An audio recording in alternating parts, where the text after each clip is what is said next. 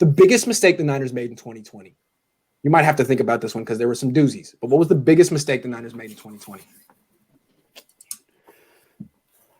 The biggest mistake the 49ers made in 2020 is trading DeForest Buckner.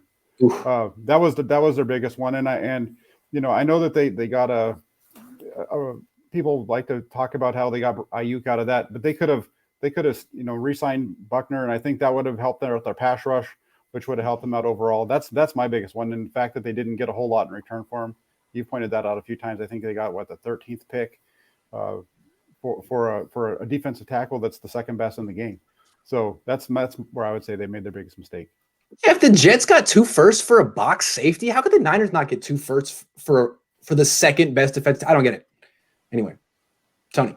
Mine, I would say, is kind of a string of mistakes. I mean, all right, the 49ers had health issues this year. How much do we chalk that up to bad luck? How much do we chalk that up to the training staff? How much do we chalk that up to players being put back on the field a little bit too soon?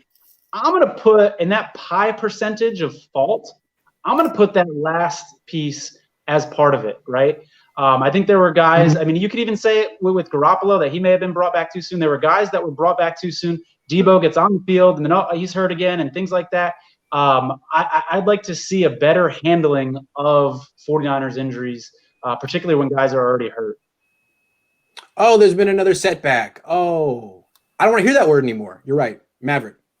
I would go with the Buckner thing as well, but just to make it a little different, how about just the draft of going McKivitz and being comfortable with him as your offensive line addition? Michael Onwenu, who was with New England this year, I think was an outstanding rookie and was probably a top 6 rookie this season. And he would have provided depth at both right tackle and right guard, and that would have helped a lot. And he was available when they picked McKivitz. Yeah. Look, to me, not taking Tristan Wirfs, who's right now the best right tackle in the league, and taking a 2-down project that you knew wasn't much of a pass rusher, that's a doozy. Also trading Buckner, I mean, that blew my mind from the minute they did it. But as bad of a deal as that was, and how they didn't get enough in return, the defense still ranked top 5.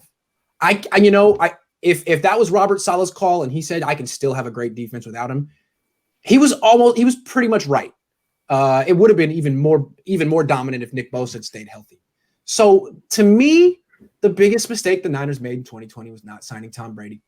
I don't care how bad the Niners offensive line is. He doesn't get hurt. His left tackle in Tampa is atrocious. Right now, he's worse than Mike McGlinchey. That Donovan Smith guy is awful. If the Niners had Tom Brady, he would have played 16 games. They would have won 10 at least. And I think they'd be in the NFC Championship game right now, even without Buckner, even without Bosa. I do. There's no way to prove it, but I feel very strongly that the Niners missed out on an opportunity to contend this year. And not just that.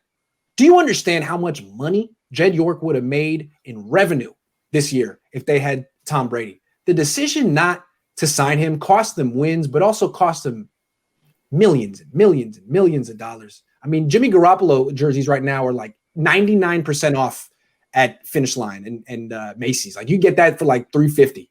Tom Brady, I mean, I'm just saying. So that was a big one, and they're going to regret it unless they get Deshaun Watson or Matthew Stafford this year. How about if, wasn't there a report that Nick Mullins was getting second or third round picks offered or something like that? We don't know if it was a second or third. We just know that there was an offer. Yeah, if there was offers, just anything, if you're able to trade your quarterback, if they were truly comfortable with Jimmy Garoppolo at quarterback and not needing to sign Tom Brady, why was it necessary to keep a backup quarterback where if he goes down, you're in trouble anyways? If they could have got a 3rd round pick for their backup quarterback, I don't know why you don't jump at that. Trade one or the other. Trade Jimmy, trade Mullins. Both of them were at an all-time high in value. You kept both and tanked both of their values. Very interesting. Very interesting. Good call.